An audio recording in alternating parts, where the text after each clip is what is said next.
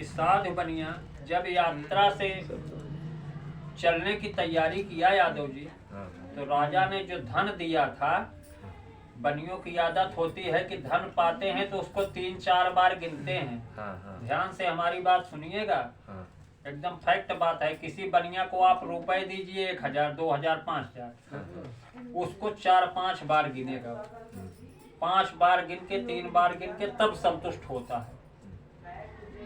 जबकि आप एक एक नोट गिन रहे थे तब उसकी निगाह आपके ही नोट पर थी, देख रहा था कि 10 ही नोट है सब वहाँ पे। लेकिन जब तक वो 3 बार अपने से नहीं गिन लेगा तब तक नहीं मानता। संतुष्टि नहीं। तो बनिया को मिला क्या, उसमें 2-4 खोटे सिक्के मिले जो चलने वाले नहीं थे। तो बनिया ने अपनी बुद्धि क्या लगाई, बोला हम राजा को तो कह नहीं सकते कि आपने खोटा सिक्का दिया है, मार के छीन लेगा, राजा है भाई, राजा के मन की बात कौन जाने। बोले महाराज आपके यहाँ कोई ब्राह्मण इत्यादि हैं? बोले क्यों? बोले हम बनियों की आदत है कि चलने के समय, कहीं यात्रा के समय हम ब्राह्मणों को पहले दान करते हैं फिर जाते हैं कहीं। राजा ने कहा मंत्री से, मंत्री जी? बोले हाँ जी। बोले जो दान लेने वाले ब्राह्मण देवता हैं उनको बुला दो। ब्राह्मण देवता आए, ये मुट्ठी में सारे खोटे सिक्के भरा, पंडित जी संकल्प बोले, सीधा उनके गले में डाल, हाथ में पकड़ा दीजिए। आज भी आदत है हमारे यहाँ यूपी में, अपने यहाँ 1 रुपए का छोटा सिक्का नहीं चलता है, छुटकुआ एकदम। यहाँ तो चलता है, वहाँ नहीं चलता है। अब छोटे वाले सिक्के का लोग चलाते कैसे हैं? जेब में रखे रहेंगे। जहाँ पूजा के बाद आरती की थाली आई, चुप्पे से ऐसे एक बार आरती के आगे घुमा के चट से थाली में छोड़े, नमस्कार। जान रहे कि हमारी बाला गई है, पंडित जी झेल रहे अपना। काहे अपनी बेइज्जती कर रहे हो? अब बनिए ने सारे खोटे सिक्के पंडित जी को पकड़ा दिया और पकड़ा के चल पड़े। और जब आकर के समुद्र के किनारे पहुंचे तो राजा ने कुछ सैनिक दे रखे थे कि इनके सामान को सुरक्षित पहुंचवा दीजिएगा। सत्यनारायण स्वामी सोचे कि बनिया 6-7 महीने जेल में रहा, इसकी बुद्धि काफी निर्मल हो गई है, चल के इससे थोड़ा सा अपनी सेवा करवा ली। एक बामन रूप बनाए, बावनी बाबा, दंडी स्वामी आकर के खड़े हो गए। बोले हे साधु बनिया, तेरी नौका में क्या भरा है? अब साधु बनिया जितने का माल बेचता उतने हीरा जवाहरात पाता, तब तक अलग की बात थी। यहाँ बिना बेचे बेचाए 2 गुना माल मिला हुआ है। माल जितने का था उसका 2 गुना मिला। बनिया घमंड से फूल रहा है, कह रहा है दंडी, मांगे भीख पूछे पूरे गांव की जमा। अरे तुम भिखारी आदमी हो, तुमको क्या मतलब है हम बनियों के साथ खिलवाड़ करने का? और फिर हम तो बनिए हैं, हमारी नौका में हल्दी, धनिया, मिर्चा, गरम मसाला, लता पत्र यही सब भरा है, आपको क्या चाहिए बताओ तो। भगवान अपना माथा ठोंके, वाह बेटा, 6-7 महीने तुमको जेल में अंदर करवाए रहे, लेकिन अभी तुम्हारी बुद्धि पे जरा भी असर नहीं पहुंचा है, ठस की ठस है बुद्धि। ऐसे हाथ उठाए, बोले भैया तेरा ही वचन सत्य हो जाए। यही कह के गए, रेत पे बैठ गए एक वृक्ष के नीचे। साधु बनिया ससुर दामाद जब अंजन मंजन करके मुंह धोने के लिए समुद्र की ओर देखे तो देखे जो हीरे जवाहरात से लदी हुई नौका थी, पूरी नौका पानी में डूब के चल रही थी, सिर्फ इतने 1-2 इंच ऊपर थी, बाकी पूरी नाव वजन से दबी थी। और जब इनकी निगाह पहुंची तो देख रहे इतनी पानी में है नौका 1-2 इंच, बाकी तो सब की सब ऊपर आ गई है। तो बोले अरे अभी तो हम लोग उतरे थे तो नाव तो इतना ही ऊपर थी, और कैसे पूरी नौका ऊपर आ गई? दौड़ के जब उसका पर्दा हटाया तो उसमें तेजपात, छबीला, हल्दी, धनिया, मिर्चा, गरम मसाला यही सब है। तो धनिया, मिर्चा, हल्दी का वजन नहीं होता, वजन तो हीरे जवाहरात का होता है।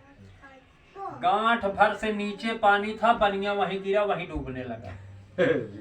अब किसी को कहा जाए कि कोई गांठ से नीचे 1 बीता पानी में डूब के मर गया तो कोई विश्वास मानने को नहीं तैयार होगा, लेकिन प्रमाण है कि बनिया जब गिरा है तो मुंह के बल गिरा, और कहते हैं जिसका धन चला जाता है उसका बल भी चला जाता है, सर्वस्व भी चला जाता है, उसके उठने की चेत नहीं रही हो, उसकी नाक और मुंह से पानी भरने लगा। उसका दामाद आया, दौड़ के उठाया, बोले पिताजी आप शोक क्यों करते हैं? बोले चुप कर, शोक क्यों करते हैं? पूरे जिंदगी की कमाई हमारे चली गई, धनिया मर्चा लेके हम करेंगे का? दामाद ने कहा हे पिताजी आपको उन्हीं दंडी स्वामी का श्राप है। बोले किसका? बोले जो अभी थोड़ी देर पहले आए थे, बोले कि तेरी नौका में क्या भरा है, तो उम्र देख के नहीं अंदाजा लगा कि आपकी इतनी उम्र है, आपको तेरे मेरे कह रहे थे, तो अंदाजा तो तुरंत बनिया हो, लेकिन चालाकी की बुद्धि रखो। हमसे तो पूछ रहे थे कि बनिया के लड़के हो, अब खुद की बुद्धि नहीं लगा पा रहे हो। बनिया की तुरंत बुद्धि काम। बोले फिर क्या, जा करके अभी कुछ बिगड़ा नहीं है, उनके चरण पकड़ लो। गया साधु बनिया उठा और दंडी स्वामी के पास पहुंच गया और सीधा उनके पैरों में साष्टांग दंडवत प्रणाम कर दिया। बोला हे स्वामी, हे जगन्नाथ, हे जगन्नियंता, हे प्रजापालक दीनन के रक्षक, मैं आपकी आज शरण में आया हूँ। आज उसके मुंह से निकल रहा है कि मैं आपकी शरण में आया हूँ। बोले मेरे सारे अपराधों को क्षमा कर दो और मेरे पापों का हरण कर दो, लेकिन मेरा जो कुछ जितना धन ले लिए हो उतना वापस भी दे दो। बनिया अपने मतलब की बात पीछे से लगाए दे रहा कि मेरे ऊपर कृपा करो, लेकिन किस टाइप की कि मेरा जितना धन ले लियो उसको पहले वापस दे दो, उसके बाद अपने मर्जी से जो को देना चाहो दे दो, हम लेने को ना नहीं कर रहे। जब बहुत सारी भक्ति युक्त बात किया तो साधु दंडी स्वामी ने कहा कि हे साधु बनी, तूने मेरी पूजा करने का 2 बार वायदा किया, दोनों बार किया नहीं किया। मेरी ही आज्ञा से बार बार तुझे दंड मिला, लेकिन तू मान नहीं रहा। बोले प्रभु आपकी शक्तियों को, आपके आश्चर्यजनक रूप को, अलौकिक स्वरूप को देवी देवता यक्ष गंधर्व चारण किन्नर अप्सरा ऋषि यक्षिणी कोई नहीं जानता है, तो हम कैसे जानेंगे? लेकिन आप इस बार मेरा धन दे दीजिए, मैं अपने वैभव के अनुसार, ऐश्वर्य के अनुसार आपका पूजन करूंगा। भगवान मुस्कुराते हुए दोनों हाथ उठाए, बोले जाओ तुझे 2 गुना द्रव्य प्राप्त हो। तो 2 गुना तो राजे ने दिया था, इन्होंने जितना हरण किया उसका 2 गुना कर दिया, अर्थात उसके 4 नाव हो गई हीरे जवाहरात से भरी हुई। बनिया खुश। बनिया बोला अपने दामाद को, बेटा कोई पंडित ढूंढो, इसी नदी के किनारे पहली पूजा करेंगे। अपने लाइफ की पहली सत्यनारायण कथा उसी जगह पे हो रही है। भगवान के रूप को जान गया है, उनके स्वरूप को जान लिया, और पूजा करने के बाद में तमाम प्रकार, तमाम विधियों से उनका स्तवन कीर्तन इत्यादि साधु बनिया ने किया। अब नौका को लेकर के चल पड़ा। जब अपने राज्य के, अपने नगर के नजदीक पहुंचा तो पहले की आदत थी कि पति गांव के बाहर खड़ा हो जाता था सरहद पर। देखो भैया कोई खिला है क्या? अरे कागज से नहीं तो छू जाएगा तो बहुत खुजलाएगा। तो बस लगाए रहो, सीधे निकल जाएगा। तो फूलों में रहने चल मारना मत, कहीं रख देना।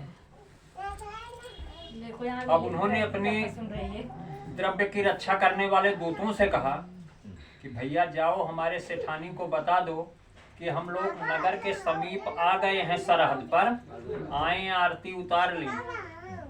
तो पहले जब पति आता था परदेश से तो सरहद पे खड़ा होता था, पत्नी जाके धार छोड़ती थी और आरती उतार लेती थी, तब आता था। आज कमो वही होता है, लेकिन यही दहलीज के पास खड़े होकर के। जब बेटी बहना के खड़ी हो जाएगी तो अंदर नहीं आने देगी, उस तरफ डेहरी के वो खड़ी हो जाएगी, एक लोटा पानी लेके घुमा के 7 बार छोड़ दी। अब ये दूत लोग पढ़े लिखे तो थे नहीं, गए और उस समय माँ बेटी कर रही थी पूजन, वहां भी सत्यनारायण कथा चल रही है जोरों की।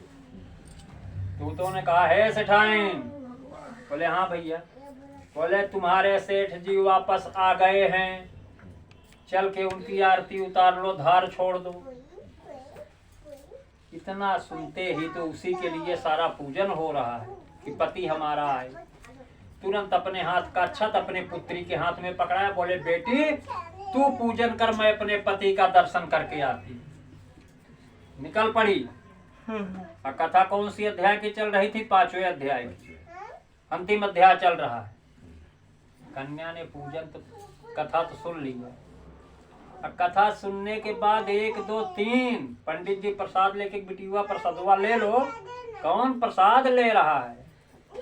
बोली हमारी माँ पागल हो गई है। पंडितों ने कहा क्यों? बोले इनको बुढ़ाई अवस्था में अपने पति के दर्शन करने की बहुत लालसा जगी है, उसी के साथ मेरा भी पति आया, हमको भी तो धार उतारना है, धार छोड़ना है, वो आरती उतारना है। एक बार भी नहीं कहा कि चल के तू भी अपने पति का दर्शन कर ले। तो माता तो अपना संकल्प दे के गई थी बिटिया को, इसलिए अपने पति का दर्शन पाई, और बिटिया प्रसाद त्याग कर गई है, इसलिए उसके पति का दर्शन नहीं मिला। भगवान उसके पति की नाव को जल में डुबो दिया। अब सबसे पूछ रही है कहाँ है मेरा पति? तो जब पति हो तब न मिले। सारे लोग प्रयास किए, नहीं मिला। गोताखोर लगाए गए, जिनको गांव में पनबुड़ुआ कहते हैं। 40-50 हाथ तक नीचे तक गए बेचारे, ढूंढे खोजे, कहीं कोई अता पता नहीं। अब सब लोग परेशान। तो कलावती कहती है कि हमारा जीना व्यर्थ है, अगर पति ही नहीं रहेगा तो हम जी के करेंगे क्या? पति पत्नी दोनों बीड़ा के 2 तार हैं, एक तार टूट जाता है तो बीड़ा कायदे से नहीं बजती है, टिंग टिंग करती तो है लेकिन सुर से नहीं बजती है। पति पत्नी रथ के 2 पहिए हैं, एक पहिया टूट जाए तो दूसरे पहिए पे घिसट घिसट के चल तो जाएगा रथ कुछ दूर तक, लेकिन कुछ ही दूर तक जाता है, बाकी मजेदार सवारी नहीं होती।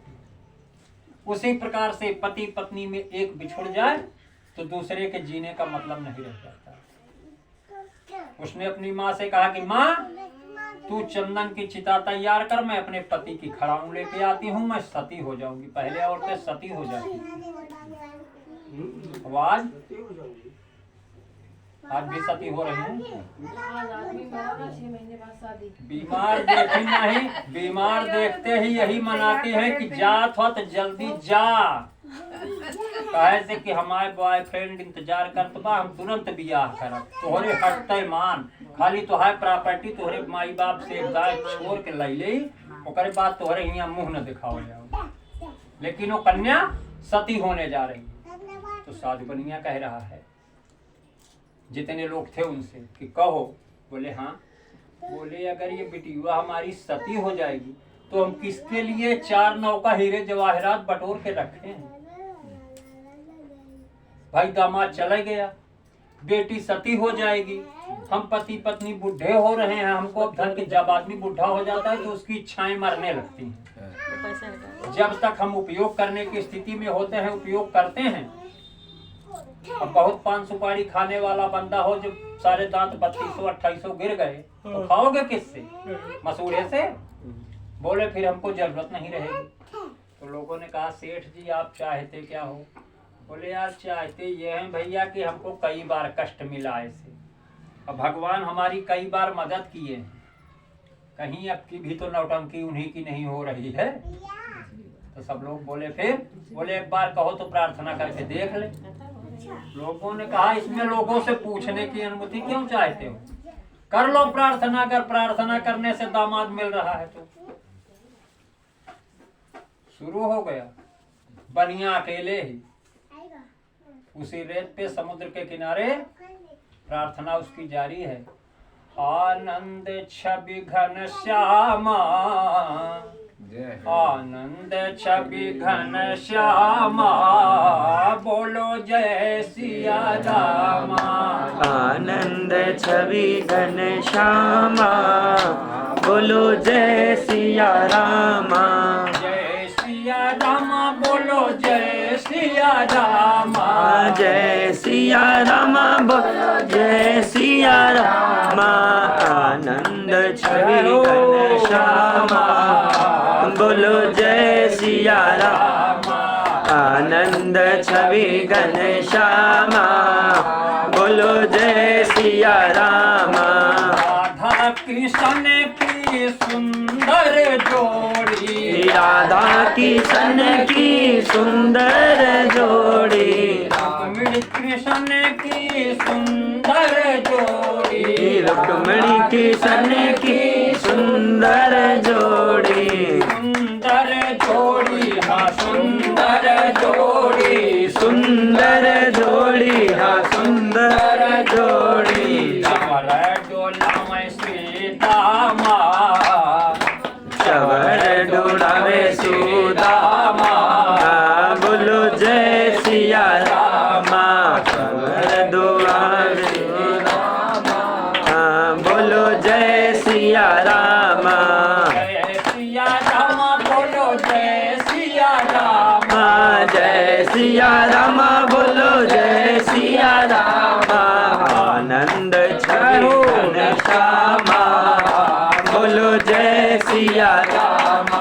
आनंद छवि घन श्यामा बोलो जय सिया रामा। आनंद कंद भगवान की जय। जय हो प्रभु। जब बार बार यादव जी प्रार्थना किया तो दीनदयाल थोड़ी देर में मुस्कराए। फिर ऊपर से आकाशवाणी होती है कि हे साधु बनिया, तेरी कन्या मेरा प्रसाद त्याग करके अपने पति का दर्शन करने चली आई है, इस वजह से इसको दर्शन नहीं मिला। अगर ये घर जाए और मेरा प्रसाद खा ले पुनः वापस आएगी तो निस्संदेह इसका पति इसको मिल जाएगा। तो सेठ सोचे हम अपनी बेटी को बताइए। तो आकाशवाणी हुई थी तो सब लोगों ने सुना था। अब बिटिया सुनते मान राजधानी एक्सप्रेस के जैसा दौड़ पड़ी। सेठ के बताने का इंतजार नहीं हो रहा है। गई पंडित जी से बोली बाबा प्रसाद। तो बोले बिटिया प्रसाद तो लेके हम कब से खड़े हैं, तुम ही नहीं हो। प्रसाद खा के तुरंत वापस आई तो देख रही उसका एक सुंदर सुशील सभ्यपति नौका के ऊपर बैठ करके ऐसे जगमगा रहा है जैसे तारों के बीच में चंद्रमा जगमगाता है।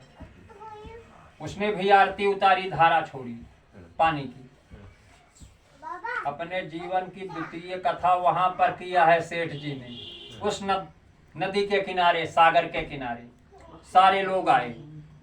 आकर के घर पहुंचे। जब तक इस दुनिया में रहे बनिया का जब इच्छा कहता, अमावस्या को, पूर्णिमा को, एकादशी, द्वादशी, त्रयोदशी, तृतीया, चतुर्थी, पंचमी, अष्टमी, जब कुछ इच्छा कह जाए सेठ जी तत्काल व्यवस्था करते थे और तत्काल पूजन की तैयारी शुरू हो जाती थी। इस प्रकार से जब तक इस संसार में रहे तमाम प्रकार के अनन्य सुखों का भोग किया और अंत में सेठ जी को भी वैकुंठ लोक की प्राप्ति हुई जाती भाई।